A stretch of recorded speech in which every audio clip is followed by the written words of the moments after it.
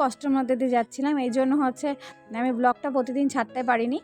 তো সেই গল্প তো আপনাদের সঙ্গে আরও বন্ধু। Morning friends, welcome to our new blog. তো আমি একটা নতুন ব্লগ নিয়ে তোমাদের সামনে চলে এসেছি। আমি টুম্পা। তো তোমরা কেমন আছো? আমি ভালো আছি, আশা করছি তোমরা সবাই ভালো আছো। তো আজকে হচ্ছে শনিবার। তো আজকের দিনটা আমি কিভাবে কাটাই তোমাদের সঙ্গে সব কিছু শেয়ার করি। তারা সাইকেল নিয়েছে, কি সাইকেলটার আওয়াজ, ঘ্যার ঘ্যার ঘ্যার ঘ্যার। আমাদের আওয়াজ শুনবেন কি, ওর সাইকেলের আওয়াজেই পাগল হয়ে যাচ্ছে। আর হচ্ছে সাইকেলটা এমন, এর আগে আপনাদের সঙ্গে শেয়ার করেছিলাম, সাইকেলটা এতই খারাপ দিয়েছে, টাকাটাই আমার নষ্ট হয়ে গেছে। দেখা যাক, ওকে হচ্ছে পরে আস্তে আস্তে চেষ্টা করব যে নতুন একটা সাইকেল দেওয়া, যেটা ও চালাতে পারবে। এই সাইকেলটা আমার মনে হয় ঠিকঠাক করলে চালানো যাবে, কিন্তু সাইকেলটা নিয়ে যেতে হবে কোনো ভালো সাইকেলের দোকানে। ভালো সাইকেলের দোকানে আমি পাচ্ছি না, যে যেখানে নিয়ে যায় সাইকেলটা ঠিক করব। আর তোর ওর খাবারটাও এখানে পড়ে আছে, এখনো পর্যন্ত খাবারটা খাওয়ার নামে নাম নেয়। ফ্রেন্ডরা কি বলবে বলতো তোকে, যে ছেলেটা খাবার খায় না, ওইভাবে ফেলে রেখে দেয়। এমনি এমনি কি বলে বলুন তো, ওর চেহারাটা ওরকম, খেতেই যায় না, এক ফোঁটা খেতে যায় না। তা যাতে বাজে না বলে সেই কাজটা তুমি করো। নাও নাও নাও নাও, যাও খেয়ে নাও, সাইকেলটা রেখে খেয়ে নাও, যাও ফ্রেন্ডদের দেখিয়ে দাও কত তাড়াতাড়ি তুমি খেতে পারো। এই যে ও খেতে বসে গেছে, যেহেতু আপনাদের আমি বলেছি তাড়াতাড়ি করে খেতে বসেছে। যাই হোক, আপনারা একটু ভালো কমেন্ট করবে যে ও খাওয়া দাওয়া ঠিক করে করছে, তাহলে ও একটু উৎসাহিত হবে। আর হচ্ছে এখন থেকে আমি প্রতিদিনই নতুন নতুন একটা ব্লগ দেওয়ার চেষ্টা করব, কারণ মাঝে আমার একটু প্রবলেম ছিল, সংসারে একটু হচ্ছে প্রবলেমের মধ্যে দিয়ে যাচ্ছিলাম, মানসিক কষ্টের মধ্যে দিয়ে যাচ্ছিলাম, এই জন্য হচ্ছে আমি ব্লগটা প্রতিদিন ছাড়তে পারিনি।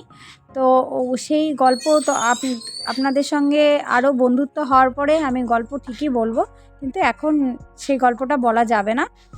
তো এটা সিক্রেটই থাক, অবশ্যই বলবো, কেন বলবো না। আপনারা হচ্ছে যেহেতু বন্ধু বান্ধবী, এমনকি আমার কাছের খুবই, সেই জন্য আপনাদের তো অবশ্যই জানাবো, কিন্তু একটু অপেক্ষা করুন।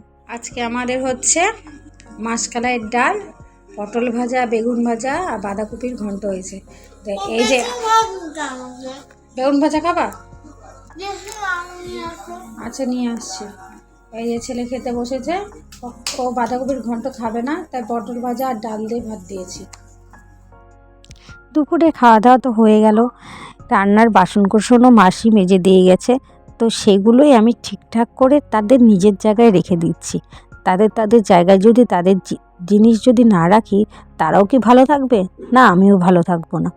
তাও সেই জন্যই আমি সব জিনিসপত্র তাদের জায়গায় রেখে দিচ্ছি। তাদের জিনিসপত্র গোছানো থাকছে, আমিও গুছিয়ে মন পরিষ্কার করে সংসারটাও করতে পারছি, তাই না? শুয়েছিলাম, তো বিছানাটা অগোছালো হয়ে আছে, এখন বিছানাটা তুলে রাতের জন্য বিছানাটা রেডি করে রাখবো। আমরা যাব যেহেতু হচ্ছে কি বলে বইমেলায়, সেজন্য আস্তে আস্তে হয়তো দেরি হয়ে যেতে পারে, সেই জন্য আগে বিছানাটা আমি গুছিয়ে রাখবো রাতের জন্য। আর আমার ছেলে দেখো সন্ধ্যা দিচ্ছে, এই যে অত নাচতে হবে না।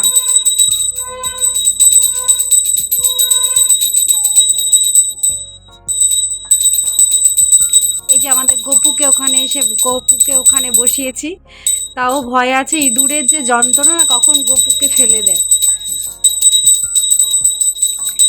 এখন বাজে বিকেল 5টা। তো আমরা এখন রেডি হব, তারপরে যাব বইমেলায়। আমরা রেডি হয়ে গেছি বইমেলা যাওয়ার জন্য, বইমেলা থেকে যাব বিশাল মেগা শপ। এই যে ছেলেও রেডি হয়ে গেছে, এই যে এই যে রেডি হয়ে গেছে। তো আমরা যাই, তোমরাও সঙ্গে থাকো। তো আমরা বেরিয়ে পড়লাম বইমেলার উদ্দেশ্যে। এখন দেখো, বইমেলার উদ্দেশ্যে তো বেরিয়ে পড়েছি, বই বলতে জিনিস আমরা এখন ভুলেই গেছি। খালি পড়াশোনা যখন করি তখন পড়াশোনার বইটুকু নিয়ে বসি, তাছাড়া কিন্তু সারাক্ষণ আমরা মোবাইল ইন্টারনেটের যুগে পড়ে আছি, যার জন্য আমরা বই খাতা খুলিয়ে দেখি না, তাই না বলো?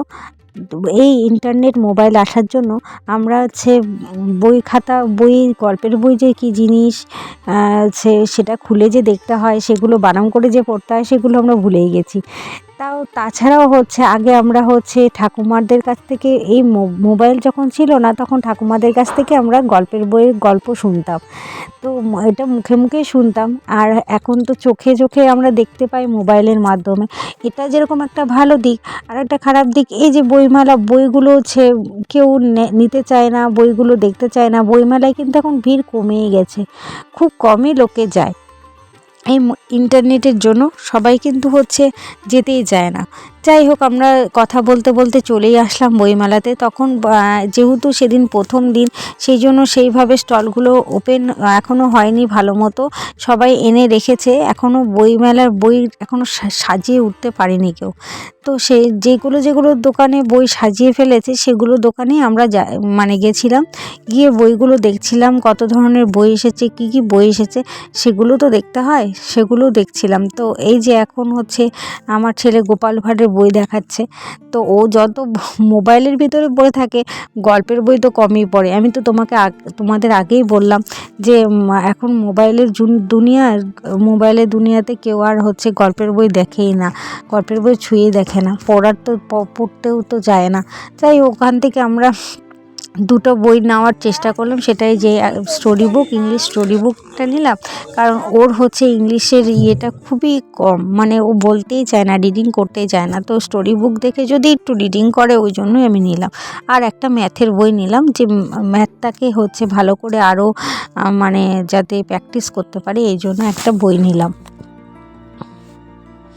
তো এইখান থেকে বেরিয়ে গেলাম। তো এখানে কি বিশেষ একজন ব্যক্তি এসেছিল, যার ফটোশ্যুট করছিল সম্বর্ধনার আগে, ফটোশ্যুট করে নিচ্ছিল। তারপরে আমরা ওখান থেকে বেরিয়ে গেলাম, মানে অনেক স্টল ঘুরলাম। যেহেতু বললামই প্রথমে যে আমরা দেখতে পাইনি, অনেক বইয়ের স্টল এখনও খোলেনি, ওই জন্যই দেখতে পাইনি। তো এখন বিশাল মেগামার্টের উদ্দেশ্যে বেরিয়ে পড়লাম।